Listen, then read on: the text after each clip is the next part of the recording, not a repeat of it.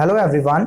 SSC CGL 2019 के document verification का experience मैं आपके साथ इस वीडियो में शेयर करूंगा। अगर आपका भी डॉक्यूमेंट वेरिफिकेशन अभी होने वाला है या फिर आप इस एग्ज़ाम की तैयारी कर रहे हैं तो आपको कौन कौन से डॉक्यूमेंट्स अपने साथ कैरी करने हैं और किन बातों का आपको ध्यान रखना है, तो इस वीडियो को लास्ट तक ज़रूर देखिएगा, आपका हर एक डाउट क्लियर हो जाएगा। तो चलिए स्टार्ट करते हैं। अपने वेन्यू में एंटर होने से पहले आपको कुछ बातों का ध्यान रखना है। सबसे पहला, जो आपका अलॉटेड टाइम है उससे एटलीस्ट 1 से 1.5 घंटा पहले आपको सेंटर पे पहुंच जाना है, जिससे कि आप किसी भी लास्ट मोमेंट के रश से बच पाएँ। और हो सकता है कि वो आपको अंदर एंट्री पहले ही दे दे, जैसा कि मेरे साथ हुआ था। मेरा डीवी एक्चुअली 4 सितंबर को था और मेरी टाइमिंग थी 3:45 PM, बट क्योंकि मैं पहले ही वहाँ चला गया था तो मुझे एंट्री उनने पहले ही दे दी। 3:15 पे मुझे एंट्री मिल गई थी एंड इनफैक्ट 3:45 तक तो मैं बाहर ही आ गया था, मतलब आधे घंटे में ही मेरा डीवी कंप्लीट हो गया था। अगर आप नॉर्थ जोन से हैं तो आपका सेंटर ऑब्वियसली दिल्ली में पड़ेगा। तो जब आप दिल्ली में जाएंगे तो आपको कुछ इस तरीके से एसएससी का हेडक्वार्टर्स दिखेगा और ये गेट नंबर 2 से आपको एंट्री मिलेगी। मेरे टाइम में तो गेट नंबर 2 से एंट्री हो रही थी, हो सकता है आप किसी और गेट से एंट्री हो। तो इस तरीके से आपको एसएससी का ऑफिस दिखेगा एंड इसके जस्ट ऑपोजिट साइड में एनआईए का हेडक्वार्टर्स है, तो आप आराम से इस लोकेशन को फाइंड कर लेंगे।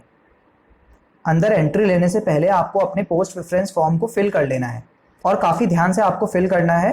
सपोज आपका नाम केवल लिस्ट 4 में ही है तो केवल आप उन्हीं पोस्ट को फिल कीजिए जो कि लिस्ट 4 में कंसिडर की जाती है। इसके अलावा जो भी रिक्वायर्ड डॉक्यूमेंट्स हैं उसको एंट्री लेने से पहले ही आप सेल्फ अटेस्ट कर लीजिएगा। सेल्फ अटेस्ट कैसे करते हैं? जो भी रिक्वायर्ड डॉक्यूमेंट्स की फ़ोटो कॉपीज़ होंगी उसके नीचे आपको सेल्फ अटेस्टेड लिखना है और उसके नीचे अपना सिग्नेचर विथ डेट करना है। तो ये सारी बातें तो आपको एंट्री लेने से पहले ध्यान में रखनी है। जब आप एंट्री ले रहे होंगे तब आपको क्या क्या चीज़ें ध्यान में रखनी है। सबसे पहला, जो कि बहुत ही ऑब्वियस पॉइंट है, कि आपको अपना एडमिट कार्ड अपने साथ ले जाना है। वो एडमिट कार्ड को चेक करेंगे तभी आपको एंट्री मिलेगी। जैसे ही आप एंटर कर लेंगे तो आपको एक फॉर्म प्रोवाइड कर दिया जाएगा। देखिए, ये प्रोसेस नॉर्थ जोन में हो रही थी, हो सकता है बाकी जोन्स में अलग तरीके से प्रोसेस होती हो, तो मैं यहाँ पे बेसिकली नॉर्थ जोन का ही बताने वाला हूँ। इसके बाद आपको एक original valid photo identity proof भी अपने साथ ले जाना है और मैं रिकमेंड करूँगा कि आप आधार कार्ड ही ले जाएंगे, क्योंकि मेरे साथ क्या हुआ था, मैं अपना ड्राइविंग लाइसेंस ले गया था अपने साथ, बट गार्ड ने मुझसे कहा कि आप आधार कार्ड दिखाइए। तो ट्राई कीजिए आप आधार कार्ड ही ले जाइए। अगर आप दूसरा कार्ड भी ले जाते हैं तो कोई ज़्यादा दिक्कत आएगी नहीं, but Aadhaar card is recommended, ठीक है। उसके अलावा आपको एक रीसेंट पासपोर्ट साइज फ़ोटोग्राफ भी ले जानी है, हो सकता है आपसे वो भी मांग लें वो लोग। तो इन्हीं सब चीज़ों का आपको एंट्री के टाइम में ध्यान रखना है। इसके बाद सबसे इम्पॉर्टेंट बात है कि डॉक्यूमेंट वेरिफिकेशन के टाइम आपको किन किन बातों का ध्यान रखना है और कौन कौन से स्टेप्स यहाँ पे होने वाले हैं। देखिए, जैसे ही आपको जो फॉर्म मिला था उसको लेके आपको 3rd फ्लोर में जाना है, जहाँ पे आपका डीवी कंडक्ट किया जाएगा। 3rd फ्लोर के हॉल में एंटर होते ही वहाँ पे आपका सिग्नेचर लिया जाएगा और साथ ही आपको एक अंडरटेकिंग का फॉर्म भी दिया जाएगा, और जिस फॉर्म को आपको सबमिट करना है at the end of DV, तो उसको आपको भर के सबमिट करना होगा लास्ट में। इसके बाद नेक्स्ट स्टेप होगा जिसमें आपका फ़ोटो कैप्चर होगा। फ़ोटो कैप्चर होने के बाद आपको एक सर्टेन बोर्ड नंबर दिया जाएगा जहाँ पे बेसिकली आपका डीवी कंडक्ट होगा। तो जैसे ही आप अपने बोर्ड नंबर में पहुँचेंगे आपको एक और फॉर्म दिया जाएगा भरने के लिए। अगर आपके बोर्ड नंबर में पहले से ही किसी का डीवी हो रहा होगा तो आपको थोड़ी देर वो वेट करने के लिए बोल देंगे, उसके बाद आपका डीवी कंडक्ट किया जाएगा। तो जो भी फॉर्म्स आपको मिले हैं आप तब तक वो फॉर्म फिल करते रहेंगे और इसी दौरान आपसे वो सेल्फ अटेस्टेड डॉक्यूमेंट्स मांग लेंगे जिसको वो सबमिट कर लेंगे। तो ये बेसिकली कौन कौन से डॉक्यूमेंट्स हैं जो आपको सबमिट करने हैं, इसको मैं अभी आगे वीडियो में आपको बताता हूँ, और उन्हीं में से कुछ रेलेवेंट इन्फॉर्मेशन वो अपने सिस्टम में फीड कर लेंगे।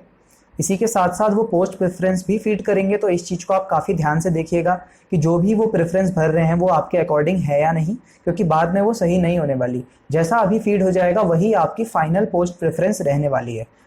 इसी बीच आपका बायोमेट्रिक्स एंड थंब इम्प्रेशन भी कंडक्ट हो जाएगा। इसके बाद आपको 2 एडिशनल फॉर्म्स दिए जाएंगे, एकदम सिमिलर फॉर्म्स होंगे। इन फॉर्म्स में बेसिकली आपको सिग्नेचर, डेट, नेम वगैरह फिल करना होगा। उसके बाद आपने जितने भी फॉर्म्स फिल करे हैं उन सभी को आपको सबमिट करना होगा। इसके बाद आपके ओरिजिनल डॉक्यूमेंट्स की चेकिंग होगी कि जो भी आपने इन्फॉर्मेशन प्रोवाइड की है या जो भी डॉक्यूमेंट्स प्रोवाइड किए हैं उनकी ओरिजिनल कॉपी आपके पास है और वो एकदम वैलिड प्रूफ है। और जो आपको 2 एडिशनल फॉर्म्स भरने के लिए दिए गए थे उसमें से एक फॉर्म वो अपना सिग्नेचर करके आपको एज अ प्रूफ वापस दे देंगे। अब देखिए, ये सारे जो स्टेप्स है हो सकता है ये एकदम आइडेंटिकल ना हो सकता है कुछ स्टेप्स पहले हो जाए कुछ बाद में हो जाए, बट ये सभी स्टेप्स आपके होने वाले हैं। अब बात करते हैं कौन कौन से डॉक्यूमेंट्स हैं जिनकी आपको डीवी के टाइम में ज़रूरत पड़ेगी। देखिए जितने भी डॉक्यूमेंट्स मैं आपको बताने वाला हूँ उसकी ओरिजिनल कॉपी प्लस एक सेट ऑफ फोटो कॉपी ज़रूर रख लीजिएगा। नंबर 1, पोस्ट प्रेफरेंस फॉर्म, जिसको आपको पहले से भर के जाना है। Second, a valid photo identity proof, ये कोई भी हो सकती है, Aadhaar card, driving licence, voter ID या कोई और वैलिड आईडी प्रूफ।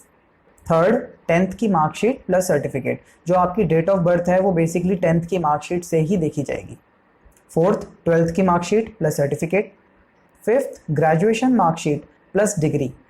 देखिए अगर आपके पास हर सेमेस्टर या ईयर की मार्कशीट है तो आप उसको ले जाइएगा, नहीं तो कंसोलिडेटेड मार्कशीट से भी आपका काम चल जाएगा, जो कि फाइनल ईयर के बाद आपको मिलती है।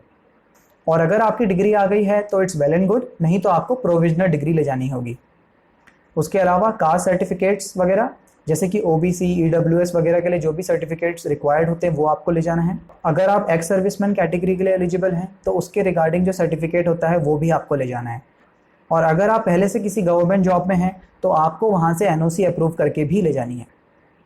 तो ये हो गई complete knowledge regarding document verification in SSC CGL कि कौन कौन से स्टेप्स होने वाले हैं और क्या क्या चीज़ों का आपको ध्यान में रखना है।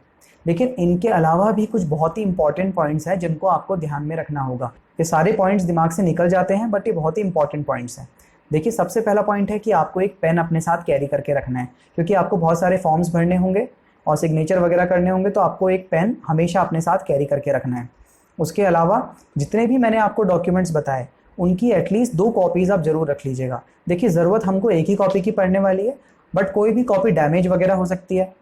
हो सकता है आपने सेल्फ अटेस्ट सही से ना किया हो तो वो उसको अप्रूव ना करें, तो एटलीस्ट 2 कॉपीज़ तो ज़रूर रख लीजिएगा। मैंने तो इनफैक्ट 3 कॉपीज़ रखी थी। उसके अलावा जो आपकी फ़ोटो होनी चाहिए वो काफ़ी ज़्यादा पुरानी नहीं होनी चाहिए कि आप पहचान में ही नहीं आ रहे हैं, तो फ़ोटो आप रिसेंट ही रखिएगा, बहुत ज़्यादा पुरानी नहीं होनी चाहिए। इसके अलावा बैग्स, फ़ोन्स भी आपका अंदर अलाउड है। फ़ोन आपको साइलेंट रखना है या स्विच ऑफ मोड में रखना है, बट ये सब चीज़ें आपके अंदर अलाउड है।